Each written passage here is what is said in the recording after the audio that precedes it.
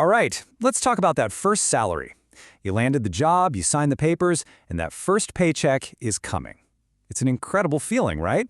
But what's the game plan? How do you actually make that money work for you from the very beginning? Well, that's what we're going to dive into, a super simple, powerful way to get a handle on your finances. And then it happens. The money hits your account. You feel on top of the world for a day, maybe two. You pay a couple of things, you go out, grab some stuff you've been wanting, and then you look at your account and think, wait a second, where did it all go? It's a classic moment, but honestly, it's the perfect starting point for taking back control. You know, a lot of us get this idea that building wealth is about chasing these big, flashy things we can't really control, like trying to pick the next hot stock or, hey, maybe winning the lottery. But the real secret, the real power is in the stuff that feels kind of boring, focusing on what you absolutely can control. It's not about some magic money you hope to find, it's about what you do with the money you have right now. That's the real game. So forget about complicated budgets and crazy spreadsheets, okay? We're going to frame this as 3 simple missions. The whole idea is to build a few easy, almost automatic habits around the things you probably spend the most on anyway. First up, mission number 1 is all about smart dining. When you start working, eating out becomes a huge part of your social life, right? Lunches with coworkers, dinners with friends, and man, does that add up fast. But you don't have to become a hermit to save money. So here's the key. This is a tiny, maybe 30-second habit you can build. Before you pay the bill at a restaurant, literally, before you even ask for it, just pop open one of your food apps. Look for a dining or payment offer. It takes no time at all, and boom, you've just saved some cash. It's that easy. Look, getting 20 or 30% off one meal isn't going to change your life overnight. I get it, but think about it. You do this every single time you go out. Over a year, that's a serious chunk of change that you've saved. Money you can actually put towards something big. All right, on to mission 2, your daily commute. If you live in a big city, just getting to work and back can be a massive drain on your wallet. Sure, public transport is amazing, but let's be real, sometimes you just need to grab a cab. But that doesn't mean you have to pay full price. Here's the little hack. Plan ahead just a tiny bit. Instead of just booking a ride when you need it, you can use certain apps to buy ride-sharing vouchers beforehand at a discount.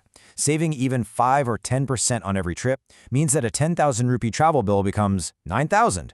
That's $1,000 back in your pocket every single month for almost zero effort. And just like with eating out, it's all about the small wins adding up. These aren't one-off lottery jackpots. It's about being consistent. These small savings on things you have to do anyway, they compound into a really nice financial cushion, and you barely even feel the difference day to day.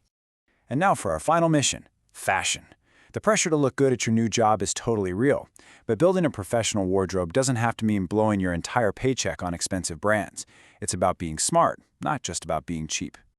I love this quote because it just cuts right through all the noise.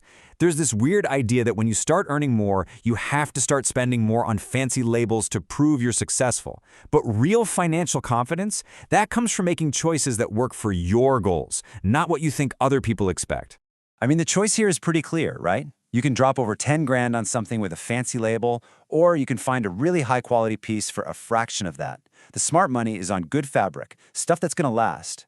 Your goal should be building a wardrobe you love that holds up over time, not just paying extra for a logo. That's where the real value is. Okay, so let's tie this all together. We've got smart dining, cheaper commutes, and frugal fashion. These aren't just 3 random tips. They're all part of the same, really powerful idea about how wealth is actually built. And this right here, this is probably the most important takeaway. It honestly doesn't matter how much money you're making if your daily habits are working against you. Wealth isn't about one brilliant move. It's built by thousands of small, smart, consistent decisions day in and day out.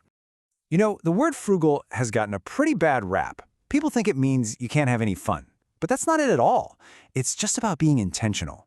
It's about pausing for a second and asking yourself, hey, is this purchase getting me closer to my big goals, or is it just something I want right now?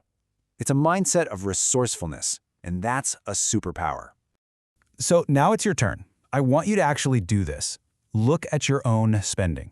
Just pick 2 areas where you think you could be a little more intentional. Maybe it's food, maybe it's subscriptions, whatever. And then do the quick math. How much could you really save in 1 year if you just built a few simple habits?